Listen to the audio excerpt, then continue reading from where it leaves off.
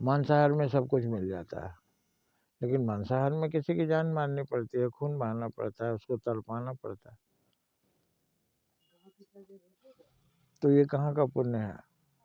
सब में ईश्वर रहते हैं, सभी प्राणियों में। तो जब हम मारेंगे तो उस प्राणी को कष्ट होता है। प्राणी भगवान ही है, भगवान को तकलीफ होती है। शाकाहार में सब कुछ है। अब शाकाहार में अलग अलग चीज़ें पाई जाती हैं। एक हम चावल खाते हैं, उसमें कार्बोहाइड्रेट होता है। दाल खाते हैं, प्रोटीन होता है। सब्जियां खाते हैं, उसमें विटामिन होता है। सब हम एक चीज़ नहीं खाते, सब मिला जुला कर खाते हैं। तो इस तरह से शाकाहारी सबसे ताकतवर होते हैं, निरोग होते हैं। शाकाहारी भोजन जल्दी पच भी जाता है। और जितने बड़े बड़े बलवान हुए सब शाकाहारी ही थे। राक्षस भी बलवान थे, लेकिन राक्षस किसके हाथों मारे गए? देवताओं के हाथ मारे गए। और देवता शाकाहारी होते हैं। तो ये कहना कि मांस में ताकत होती है,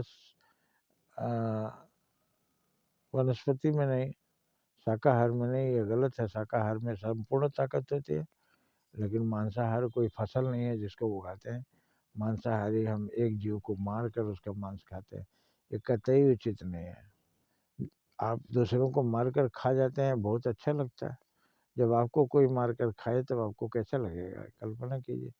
इसी कल्पना के आधार पर भारत में ऋषि मुनियों ने मांसाहार छोड़ा, शाकाहार किया। इस तरह से सभ्यता दुनिया में अगर सबसे पहले आई तो भारत में आई।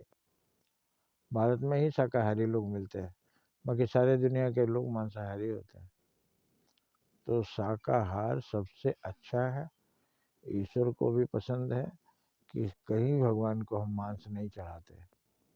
सभी भगवान को मिष्ठान्न अन्न सब चढ़ाते हैं। वही हमें भी खाना चाहिए, क्योंकि वही हम भगवान को चढ़ाते हैं। भगवान हमारे अंदर है, तो उनको भी वही चढ़ाना है। बाहर वाले भगवान को जो हम ले जाके चढ़ाते हैं अन्न फल फूल, वही अंदर में भी भगवान बैठे हैं, उनको भी अन्न फल फूल ही चढ़ाना चाहिए। मांस कतई नहीं चढ़ाना चाहिए। अब शायद आपकी समझ में आ गया होगा कि मन में भी एक मंदिर है, बाहर भी एक मंदिर है। बाहर के मंदिर में हम जो चढ़ाते हैं, जो सुगंधी करते हैं, वही अंदर के मंदिर में भी होना चाहिए। अंदर में भी भगवान बैठे हैं। जय हिंद, जय भारत।